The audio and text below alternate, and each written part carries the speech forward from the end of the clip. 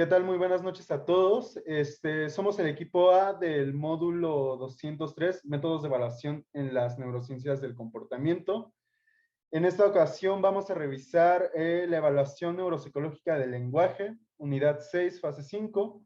El equipo está conformado por Dávila Álvarez Cristian, Sánchez Valencia Mariana, Acosta Ortiz Juana, Rodríguez Hernández Rosa Ivonne, Cabrales Castro Civil Montserrat y Castillo Pineda Lisbeth Misty. Lo que vamos a revisar en esta ocasión son estos puntos. Primeramente, ¿qué es el lenguaje? ¿De qué se trata? ¿Cuáles son y cómo se definen los tipos de lenguaje? Principales estructuras cerebrales que tienen que ver con el desarrollo del lenguaje. Los componentes del lenguaje oral, los componentes del lenguaje escrito.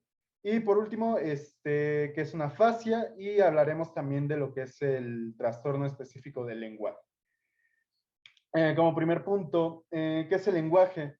Por lenguaje entendemos, hablando de nosotros los seres humanos, que es un sistema, un conjunto, una organización conformados principalmente por gestos, como en el caso del lenguaje corporal, el lenguaje de señas, de símbolos, como en el lenguaje escrito, y de elementos orales o sonoros, como es el caso del lenguaje oral, por los cuales los humanos, al organizarlos, estos elementos, podemos, si tenemos la capacidad de expresarnos, de interactuar unos con los otros, y eso a grandes rasgos es lo que el lenguaje representa. Es esa capacidad que pues no solo los seres humanos tenemos, sino que se ha visto también en que algunas especies de animales tienen, de comunicarse, de expresarse, ya sean sus sentimientos, de apelaciones, en fin, todo ese tipo de cosas. Bueno, a continuación los dejo con mi compañera Mariana. Buenas noches. ¿Cuáles son y cómo se definen los tipos de lenguaje? Bueno, los tipos de lenguaje son tres: el lenguaje oral, el lenguaje escrito y el lenguaje de señas. La siguiente, por favor. En cuanto al lenguaje oral, tenemos que se transmite a través del habla, que su código es el idioma y que se utiliza de manera rutinaria. Pero además, debido a su naturaleza, este tipo de lenguaje se vive en tiempo real. Y es por eso que los sonidos son relacionados con la información que producen los hablantes. Debido a eso es que este lenguaje lo encontramos cuando hablamos de la percepción del habla humana. En cuanto al lenguaje escrito, se transmite de forma gráfica, su código es la escritura de la lengua y facilita que trascienda la información y el habla. A diferencia del oral, este lenguaje cuenta con más tiempo para el proceso y el manejo de la información. Por este lenguaje se transforman los patrones que son grafémicos en patrones fonéticos. En cuanto al lenguaje de señas, bueno, este se transmite a través de la percepción visual. Sus códigos son los gestos y se dice que esto es un lenguaje complementario. Sin embargo, se deriva del del lenguaje oral, pero de manera contextual. Se sabe que las áreas corticales que utilizan las personas que manejan dicho lenguaje son las mismas que se emplean en la comunicación hablada y oída. Gracias. A continuación, mi compañera.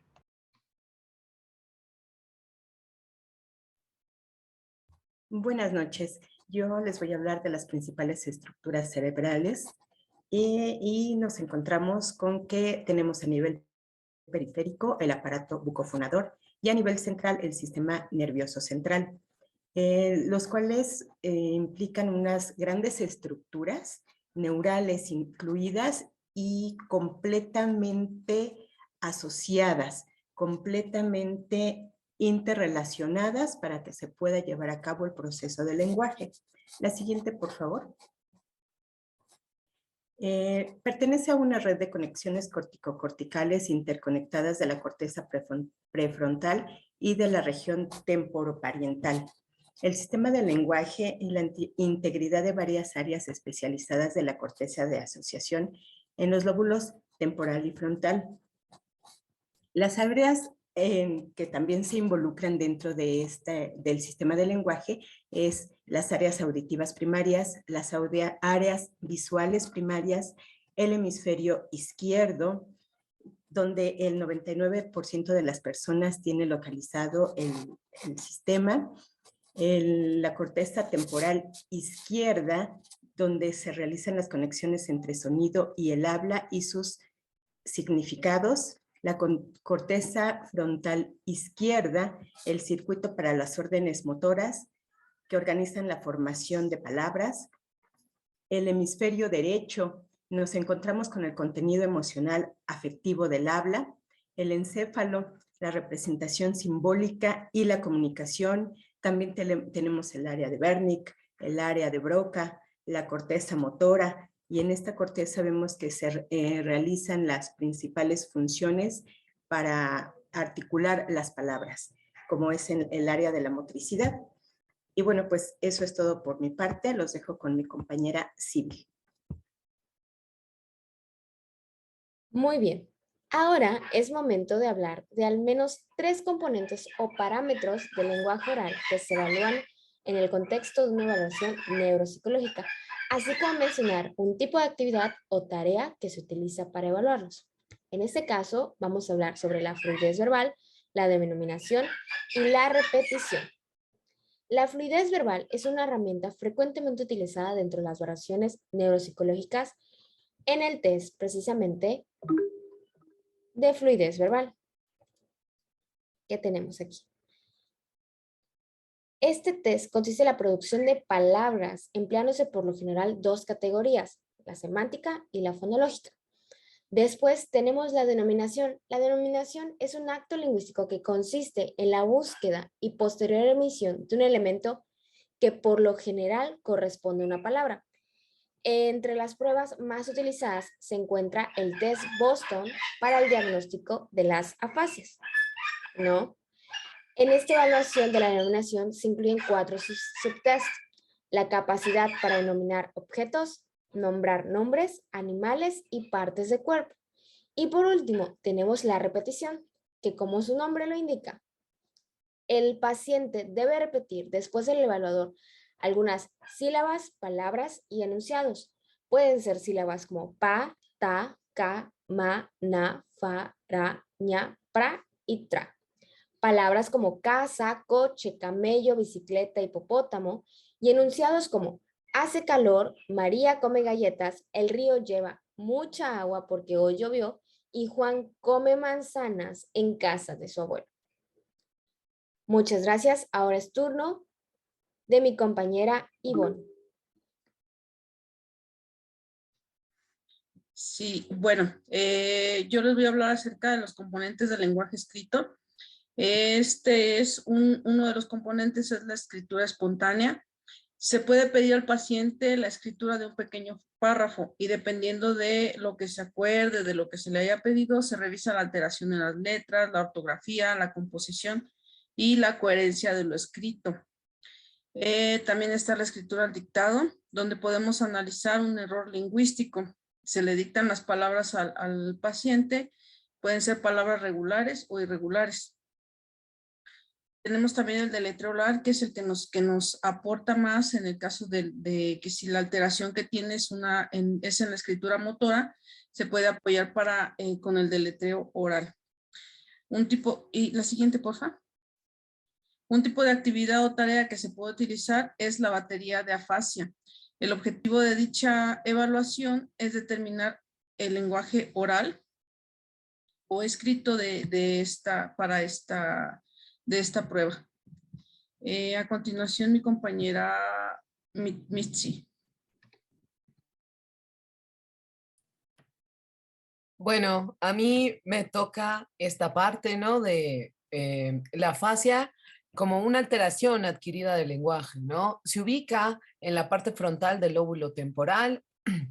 Entre las etiologías que tiene está la vascular, la neoplásica, la traumática, la degenerativa, ¿no? Entre otras.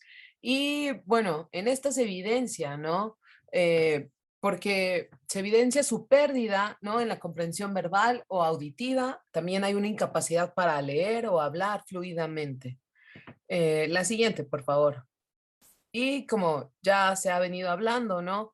este es un trastorno específico del lenguaje, ¿no? Tenemos esta definición que dice, es el conjunto de dificultades en la adquisición del lenguaje que están presentes en un grupo de niños que no evidencian problemas neurológicos, cognitivos, sensoriales, motores, ni sociofamiliares.